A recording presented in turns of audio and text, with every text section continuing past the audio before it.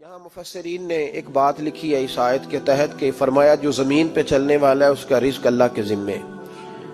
فرماتے ہیں کہ یہ اللہ نے ہماری عقل کے مطابق ہم سے بات کی ہے، ورنہ آسمانوں میں جتنی مخلوق ہے رزق اس کا بھی اللہ کے ذمے ہی ہے. یہاں جو فی الارض کے لفظ ہے زمین پہ، وہ ہمیں سمجھانے کے لیے کہ تم نے تو صرف یہ دنیا دیکھی ہے نا، تو جس کو تم نے دیکھا ہے وہ سب کھاتے اللہ کا دیا ہوا ہی ہے. تو جو ہم نے دیکھا تھا رب کریم نے اس کے مطابق ہمیں سمجھا دیا. فرمایا کچھ تو تم نے دیکھے نہیں، چلو ان کی تم سے بات نہیں کرتے، پر جو تم نے دیکھے ہیں ان سب کا رزق کس کے ذمے ہے؟ اللہ کے. میرے محبوب کریم علیہ الصلوۃ والسلام نے فرمایا اللہ پہ بھروسہ رکھ کے سویرے نکل جانا رزق کی تلاش میں. کس پہ بھروسہ رکھنا ہے؟ نکلنا تمہارے ذمے ہے. یہ نہ کہنا کہ گھر بیٹھوں گا تو یہیں آئے گا. نکلنا تمہاری ذمہ داری ہے، جتنی ذمہ داری ہے وہ پوری کرنا.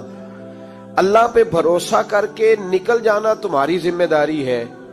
رب کا ذمہ ہے تمہیں رزق دینا، وہ ضرور تمہیں رزق پہنچائے گا.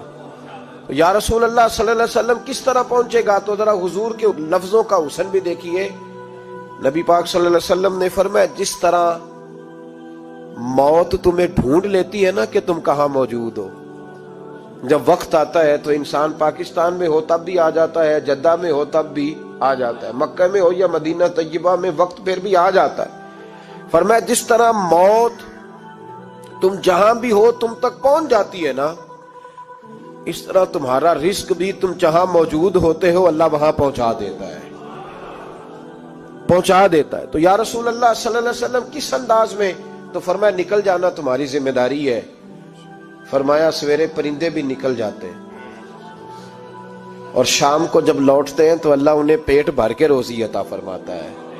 حالانکہ ان کو نہیں پتا ہوتا ہمارا کارخانہ کہاں ہے، ہم نے کہاں جا کے مزدوری کرنی ہے. ان کو نہیں پتا ہوتا کہ ہمارا دفتر کہاں ہے، ہم نے کس آفس میں بیٹھنا ہے. ان کو نہیں پتا ہوتا کہ ہم نے کہاں جا کے مال خریدنا ہے اور کہاں سے ہم نے پھر اس کو دوبارہ بیچنا ہے.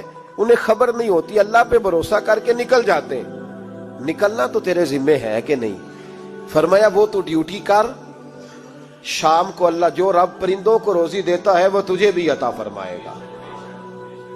تو جس حال میں ہے، کیونکہ تو نے اپنا یہ حال خود نہیں بنایا، جس نے بنایا ہے وہ بڑا بہتر جانتا تھا کہ تو اسی حال میں اسے اچھا لگتا ہے.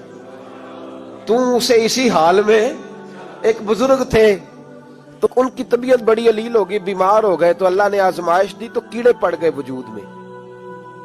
ایک کیڑا یہاں سے کھا رہا تھا، اللہ والے بڑے راضی رہتے ہیں اس کی رضا پہ.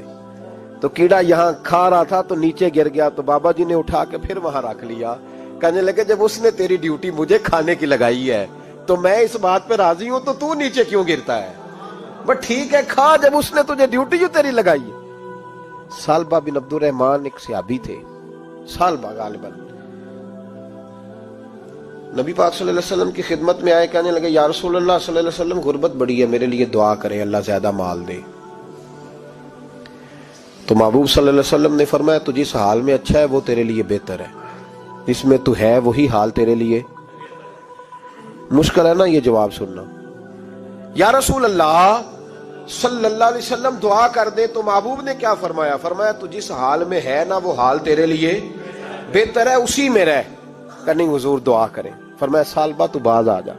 حضور دعا کریں. فرمایا تو باز آ جا. 2-3 دفعہ کا ضد کی. محبوب نے فرمایا جا پھر اللہ تجھے زیادہ پیسے دے گا. چند بکریاں خریدی، اتنی برکت ہوئی کہ بکریوں کے ریوڑ بن گئے. پھر کچھ بکریاں بیچ کے گائے خرید لی، ان کے بھی ریوڑ ہو گئے. پھر کچھ اونٹنیاں لے لی، ریوڑ ہی ریوڑ. پہلے 5 وقت مسجد میں آتے تھے، اب فجر اور عشاء رہ گئی. پھر مال زیادہ ہوا تو مدینے شہر میں کوئی جگہ ہی نہیں، مدینے سے باہر حویلی خریدی، پھر جمعہ ہی رہ گیا. جمعے کے جمعے آتے. زکوٰۃ کا حکم آیا. میرے نبی کریم علیہ السلام نے حضرت ابو ہریرہ کو بھیجا. فرمایا جا اسے کہہ تیری زکوٰۃ بنتی ہے 2.5%. تو سالبہ کے پاس حضور نے پیغام بھیجا. پہلے تو کہا تیرے لیے بہتر نہیں مال. جب اصرار کیا تو اب بڑی برکت ہو گئی، بڑا آیا تو فرمایا زکوٰۃ دے.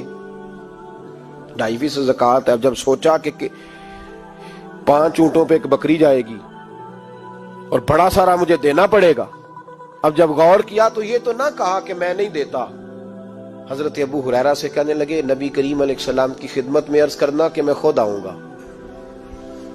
حضرت ابو ہریرہ نے آ کے عرض کی یا رسول اللہ صلی اللہ تعالی علیہ وسلم، حضور وہ کہتے تھے میں خود آؤں گا، تو کہتے ہیں محبوب نے ٹھنڈی سانس لی، فرمایا اسے کہا تھا کہ تیرے لیے مال بہتر نہیں، اب ہلاک ہو گیا، ہائے افسوس ہلاک ہو گیا۔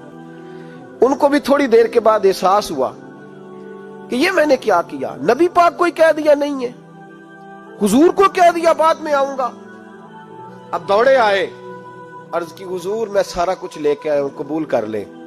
محبوب نے فرمایا گویا بلال حبشی کی خشک کھجور بھی قبول ہے، اور صہیب رومی ایک اٹی بان کی لائے تو وہ بھی قبول ہے، اور عمار بن یاسر اور مصعب بن عمیر اگر 2 دینار دے جائیں اور کوئی پرانا جوڑا کسی سپاہی کے لیے چھوڑ جائے تو وہ بھی قبول ہے، لیکن تو اپنا لاکھوں لے کے چلا جا، تیرا کوئی نہیں قبول، معاف کر دیں۔ فرمایا جا معاف کیا، پر پیسے لے کے نہ آنا۔ اگلے سال پھر آئے، بندے ہوئے ہاتھ ہے، محبوبہ میں دولت کا کیا کروں گا، آگ لگانی ہے، قبول کر لیں۔ فرمایا تو لے جا، تیرا نہیں قبول، گرا جو ان کی نگاہ سے وہ سنبھل نہیں سکتا۔ حضور نے وصال ظاہری کیا تو جناب صدیق اکبر کے پاس آئے، لاکھوں کا مال، ابو بکر قبول کر لو، تو جناب صدیق اکبر کہنے لگے اس کا کر لوں جس کا نبی نے نہیں کیا، چل جا کوئی نہیں چاہیے۔ حضرت عمر کے زمانے میں قحط پڑ گیا، بارشیں نہیں ہوتی، غلہ نہیں ملتا، حالات خراب ہے، مالی طور پہ بحران آ گیا، غربتیں، مجبوریاں، تکلیفیں، آ کے روئے عمر میرا قبول کر لو، مجھے معافی تو مل گئی تھی نا۔ فرمایا معافی اپنی جگہ پہ، پر جس کا مصطفیٰ نے قبول نہیں کیا۔ بہت سارے لوگوں کو پتہ ہی نہیں کہ ان کا قبول ہی نہیں ہوا، اور وہ الجھے ہوئے، انہیں خبر ہی نہیں کہ اصل بات کیا ہے۔ فرمایا جس کا مصطفیٰ کریم نے قبول نہیں کیا، اب ہیرے اور جواہرات بھی لے کے آئے تو بھوکے مریں گے، پر اس کا قبول، اس بات پہ راضی رہو جس حال میں اللہ نے رکھا ہوا ہے، اس حال میں راضی رہو۔ یہ جو مصیبت ہے نا دیکھنی کہ وہ بھی میرے پاس، تمہیں کیا پتا، کبھی پوچھ تو صحیح اس سے وہ کس مصیبت کا شکار ہے، جو مالی طور پہ بڑا امیر ہے، تو اس کی طرف دیکھ کے اپنا دل برا کرتا ہے۔ بس جس حال میں رب نے رکھا ہے اس حال میں رہ۔ حضرت عثمان غنی کے زمانے میں تو وہ وصال کر گئے، لیکن بھائی تو جس حال میں تیرا رب تجھے رکھتا ہے اس حال میں رہ، تیری مالی پریشانیاں ختم ہو جائیں گی۔ امام شافعی فرماتے ہیں جن گھروں میں لوگ فجر کی نماز کے وقت سوئے ہوتے ہیں ان گھروں میں رزق نہیں آتا۔ آپ فرماتے ہیں فجر کا وقت اللہ کے دینے کا وقت ہے، اس وقت اللہ بانٹتا ہے۔ حضور صلی اللہ علیہ وسلم کا فرمان ہے نا حدیث میں کہ تہجد کے وقت اللہ پہلے آسمان پہ نزول اجلال فرماتا ہے جو اس کی شان کے لائق ہے تہجد کے وقت، اور وہ کہتا ہے مانگو میں تمہیں عطا کروں گا۔ لینے کی باری آئے تو بندہ سمیٹ سماٹ کے اندر گھس جائے۔ ہمارے ہاں یہ ہوتا ہے کہ عشاء کے بعد بچے بیٹھتے ہیں موبائل لے کے، تہجد کا وقت آتا ہے تو ان کی آنکھیں بند ہونی شروع ہوتی ہیں، تو لینے کے وقت تو سویا تھا، تیرا مسئلہ کیسے حل ہوگا؟ بھائی جب کوئی آدمی خیرات بانٹ رہا ہو تو جو پیالہ پیچھے کر لے اسے ملے گا؟ کہتے اس وقت آنا جب میں بانٹ رہا تھا، اب تو کدھر آ گیا ہے؟ مثال دے رہا ہوں۔ تو فجر کا وقت مانگنے کا ہے، تو ساری رات تو گزر گئی گیمیں کھیلتے، ٹی وی دیکھتے، اور جو لینے کا وقت تھا تو سو گیا، تو کیسے آئے گا تیرے پاس؟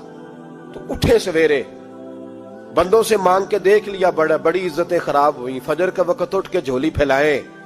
میرے رسول پاک علیہ السلام فرماتے ہیں، رب فرماتے ہیں جب بندے میرے آگے جھولی پھیلاتے ہیں مجھے شرم آتی ہے، کیسے خالی واپس کر دوں؟ تو اس کے سامنے جھولی پھیلائیں سویرے اٹھ کے، رزق میں برکت ہوگی۔ اور پھر ایک اور بات، 5ویں بات، رزق میں تنگی اس وقت ہوتی ہے جب ہم مال غلط جگہ پہ خرچ کرتے ہیں۔ اللہ مال دیتا ہے اپنے فضل سے، اور جب ہم اسے ضائع کریں، مثال دیتا ہوں، میرے پاس ایک شخص نے آ کے کہا حضرت جی بچی کی شادی ہے، یا میرا گھر میں کوئی بیمار ہے، یا بڑی آزمائش ہے، 10,000 کی ضرورت ہے، میں نے تھما دیا اس کو، پھر مجھے بعد میں پتا چلا کہ وہ تو عیاشی کر رہا ہے پیسوں سے، وہ تو چلا گیا کہیں گھومنے اور فلاں ہوٹل میں، مہنگے ہوٹل میں بیٹھ کے کھانا کھا لیا، تو میرے دل پہ کیا گزرے گی اس شخص کے بارے میں؟ بلا مثال و بلا تشبیہ سمجھانے کے لیے اللہ نے مال دیا فضل سے، اور اگر عیاشیوں میں لگا دیا۔ صوفیاء فرماتے ہیں کہ اگر ایک دھیلا تو حرام جگہ پہ خرچ کرے نا، ایک دھیلا، تو تو 1,00,000 दिनार की बरकत तेरे घर से उठ जाती है, एक धेला हराम जगह पे। कुरान मजीद की आयत पढ़ता हूं, रब फरमाता है वमन आरादा अन जिक्री फइन्ना लहू मईशतन दनका। बड़ी सख्त आयत है। वमन आरादा अन जिक्री, फरमाया जब तू मेरे तज़किरे से, मेरे जिक्र से मुंह फेर लेता है, फइन्ना लहू मईशतन दनका, तो मैं तेरी मईशत को, तेरे रिस्क को तंग कर देता हूं, फिर तेरी जिंदगानी तंग होती।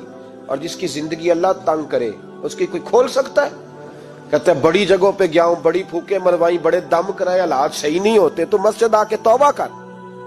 वो कह रहा फइन्ना लहू मईशतन दनका, ऐलान है कुरान पाक का कि जब तू मेरे जिक्र से मुंह फेरेगा, रोटी मेरी खाए और पैसे लेके याशी करे, मस्जिद आई ना।